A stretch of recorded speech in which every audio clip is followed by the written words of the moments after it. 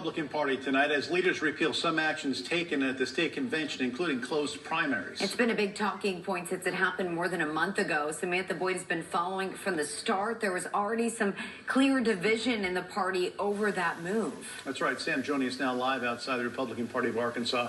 Sam, kind of break down what this means and how they're actually repealing an action that their own party took. Bob, definitely two good questions. According to this vote, it means that closed primaries, at least right now anyway, won't be the law of the land for Republicans in the state. And the party is saying the reason for that is because that action item was not on the agenda ahead of time before the convention, among other action items. Delegates who voted on that overwhelmingly stood outside the headquarters today protesting, saying they feel like this is a case of the big dogs of the Republican Party fighting back on the rest of the people.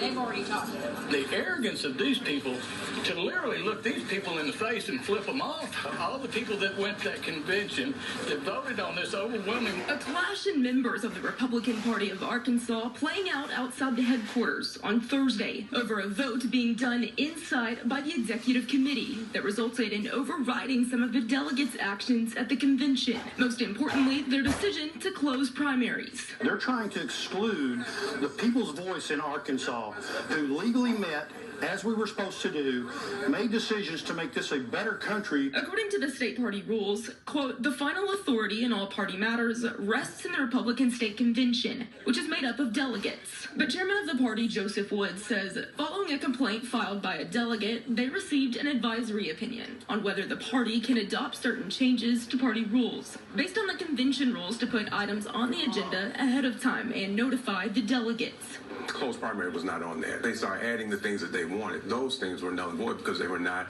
approved by and coming out of the state committee. Convention chairwoman Jennifer Lancaster was inside for the executive meeting and the vote. She says it was an 18-5 decision, with her being one of the few to oppose it and push back on the legality of their power to even do this. What they said has no bearing in there whatsoever. We were supposed to adopt the rules committees, and they did not. They had two votes to change that, and they didn't. They had to add an agenda that makes it more flexible. That was not approved, and they went ahead and did it anyway. We have had enough. Now, delegates tell me this is not the end for them. In fact, it's just the beginning of their fight back. They say nothing's off the table for them to keep trying to push forward, including possible litigation.